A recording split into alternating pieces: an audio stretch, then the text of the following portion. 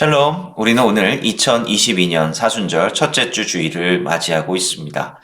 이번 사순절 기간 동안 6주간의 예루살렘 순례라고 하는 주제로 함께 메시지를 나누어 보려고 합니다. 사순절은 예수님께서 우리를 위해 고난당하시고 십자가에서 희생당하셨다라고 하는 우리 신앙의 핵심적인 사건과 그 메시지를 묵상하는 절기입니다. 이번 사순절 첫 번째 주에 나눌 이야기는 바로 예루살렘과 성전에 관한 이야기입니다. 우리는 이스라엘 하면 아주 자연스럽게 예루살렘을 떠올리게 될 것입니다. 예루살렘은 하나님의 거룩한 도성, 즉 시온성으로 성경에 언급되어 있습니다. 예루살렘은 그 중요성만큼이나 아주 복잡한 역사를 가지고 있는 곳이기도 합니다.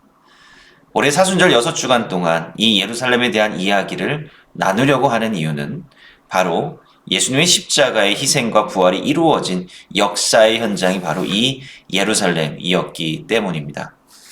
하지만 3년 동안의 공생의 기간 동안 예수님께서 대부분의 시간을 보내셨던 곳은 예루살렘이 아니라 갈릴리였습니다. 그리고 예수님께서는 예루살렘에 대한 부정적인 언급을 하시기도 하셨습니다. 그럼에도 가장 중요한 십자가 사역은 예루살렘에서 행하셨습니다.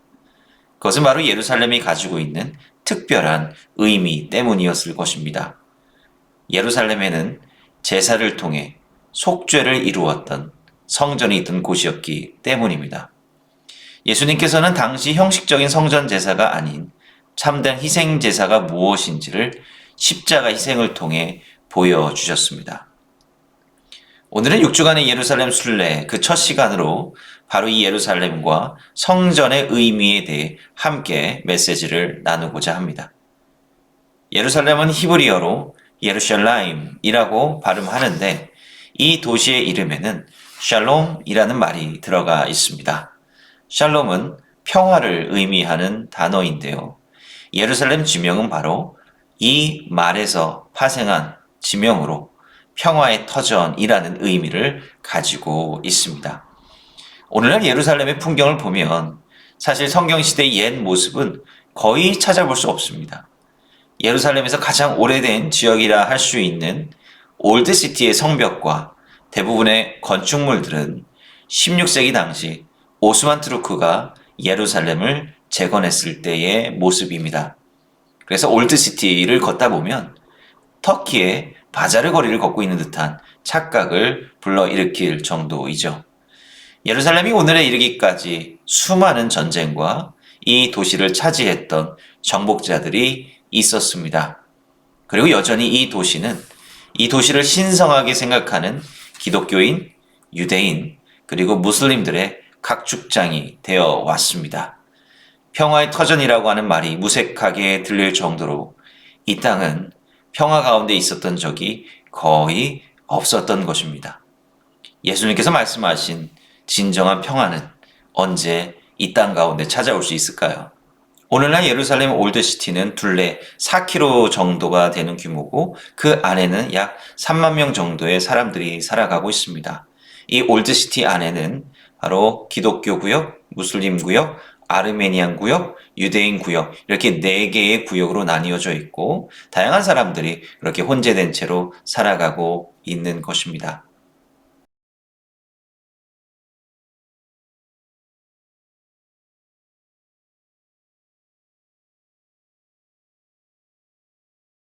예루살렘이 성경의 무대에 등장하게 되는 것은 바로 아브라함 시대 때부터였습니다.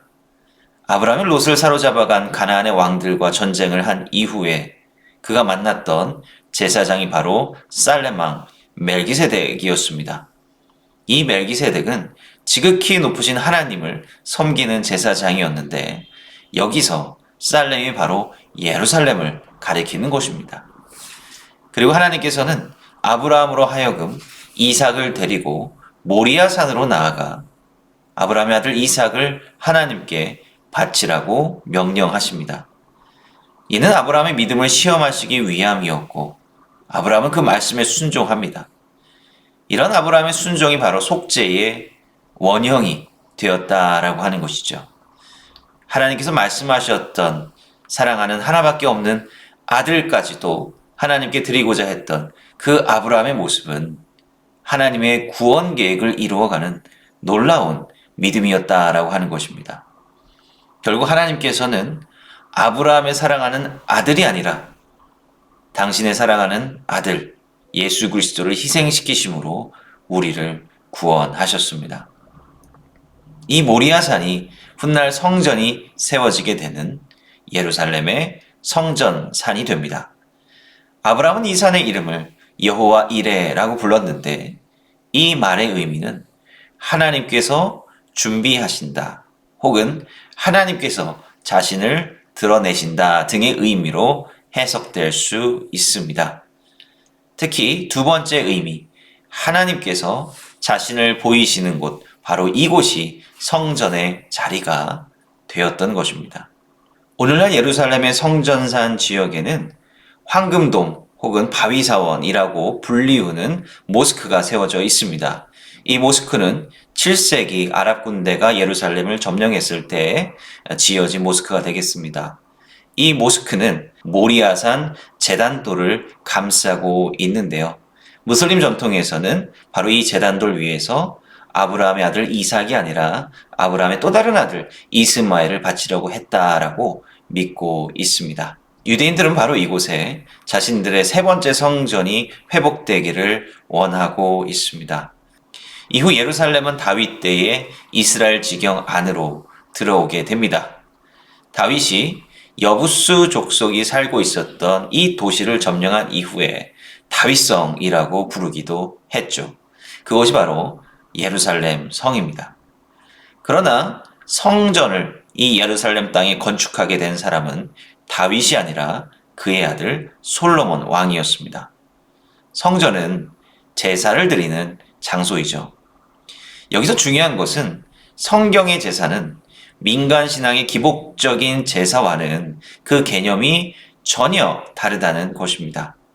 기복적인 제사는 제물을 마치 선물과도 같은 것으로 신에게 주고 그에 대한 보답으로 일종의 복을 구하는 행위라고 할 수 있습니다.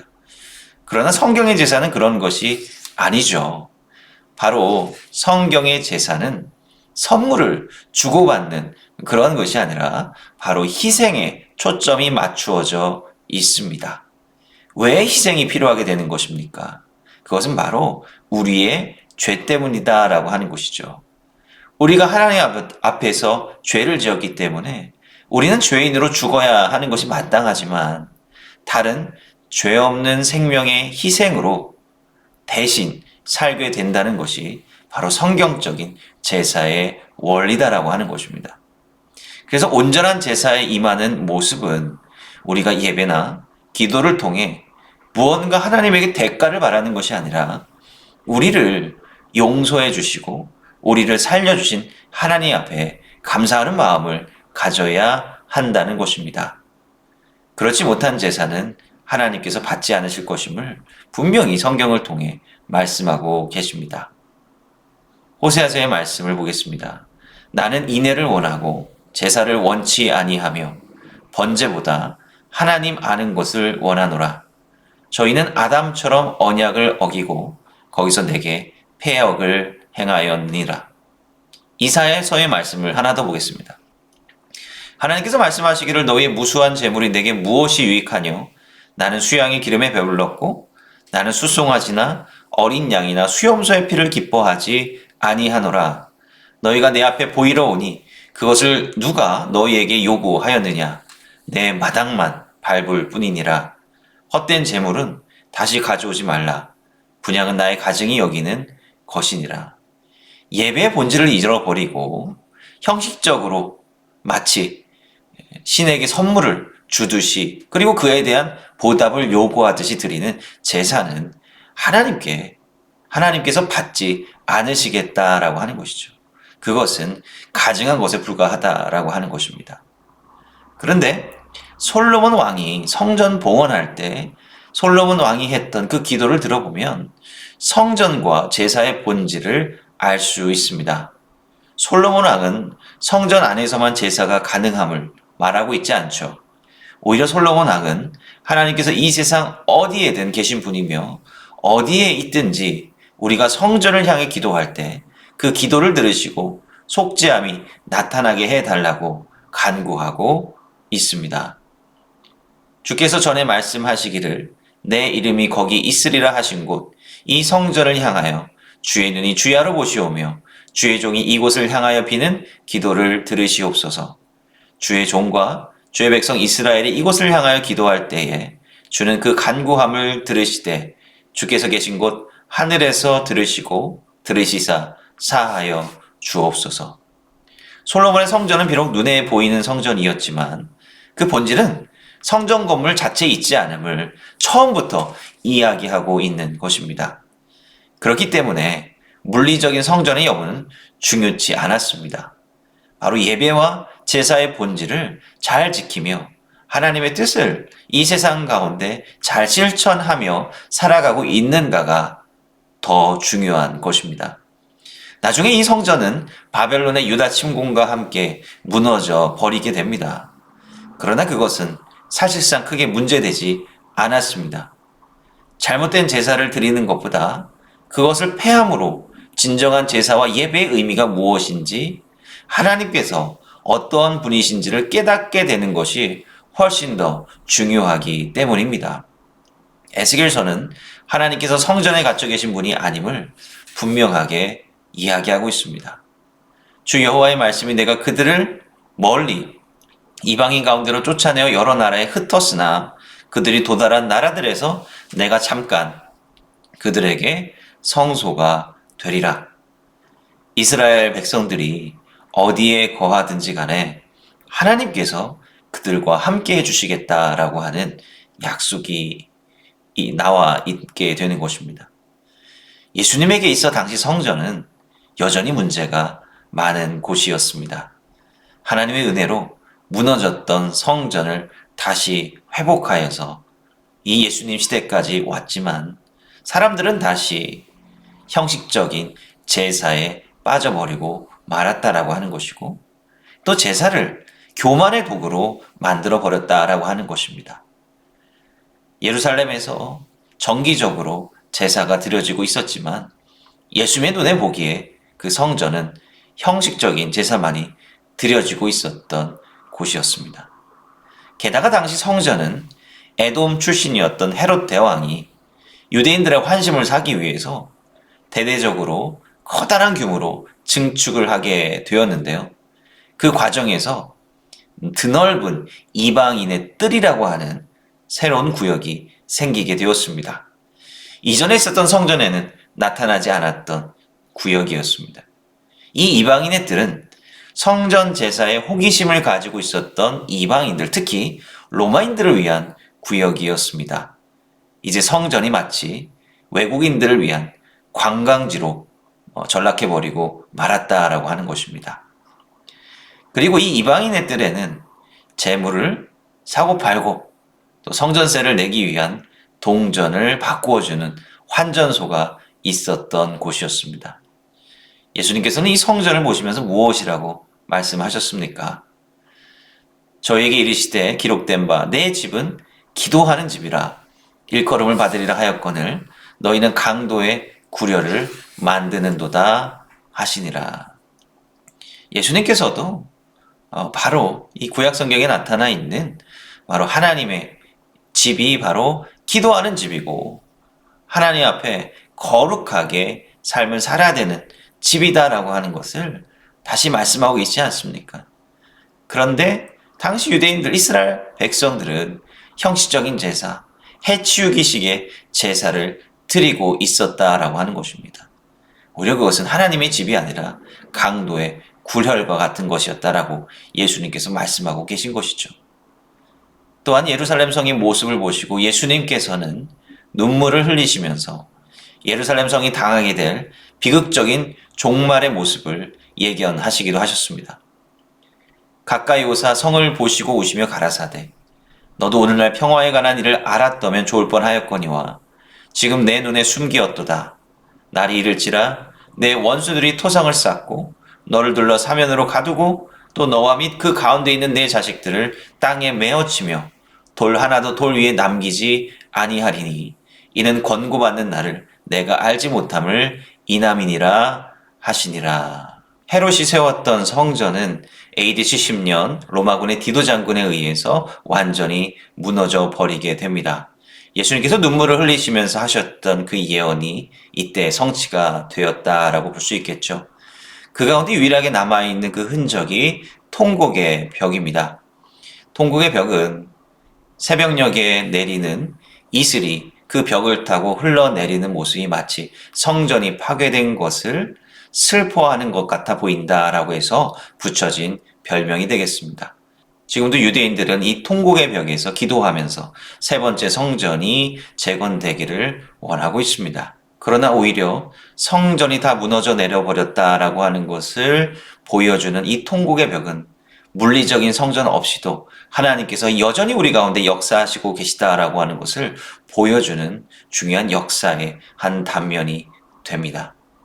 예수님에게 있어 이 예루살렘은 그리고 성전은 거룩한 장소가 아니라 형식적인 제사와 교만이 가득한 불의의 장소였다라고 하는 것입니다.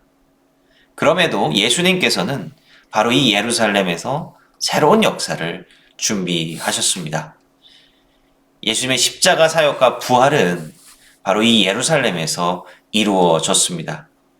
그리고 예수님께서 승천하시기 전 제자들에게 다른 곳으로 가지 말고 바로 이 예루살렘에 남아 있으라고 말씀하셨습니다. 그리고 제자들은 이 예루살렘에서 새로운 초대교회 공동체를 이루었고 그 기도하던 제자들에게 뜨거운 오순절 성령의 역사를 부어주셨다라고 하는 것입니다. 예루살렘은 무너져야 할 장소가 아니라 바로 새롭게 되어야 할 장소였던 것입니다. 예루살렘은 하나님의 구원 역사가 시작된 곳이고 또한 새로운 성령의 역사가 시작된 곳입니다. 우리는 앞으로 계속해서 이 거룩한 도성, 그러나 동시에 온전히 회복되어야 할 하나님의 도성 예루살렘을 순례해 나가므로 예수님의 십자가 사랑과 은혜를 묵상하고 또한 우리의 신앙을 점검해 나가고자 합니다. 함께 기도하겠습니다.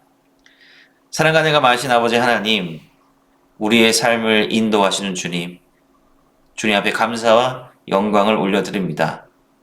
오늘 예루살렘과 그 성전의 역사를 바라보면서 하나님께서 원하시는 그 모습이 무엇인지, 그리고 어떻게 과거 유다 백성들이 실패하였는지, 하나님 앞에 의로운 모습을 보이지 못하였는지 함께 돌아보았습니다. 주님, 우리 역시 그러한 신앙에 빠져 있는 것은 아닌지 모르겠습니다. 하나님, 우리가 예배를 형식으로, 우리가 이 예배를 우리만의 이기심을 위해 드리는 것은 아닌지 모르겠습니다. 우리 가운데 이 연약하고 죄 많은 마음을 용서하여 주시고 진정으로 하나님의 뜻에 따라 살아가는 것이 무엇인지 이 사순절 기간을 통해 온전히 깨닫게 하여 주시옵소서. 예수님의 이름으로 감사하며 기도합니다. 아멘.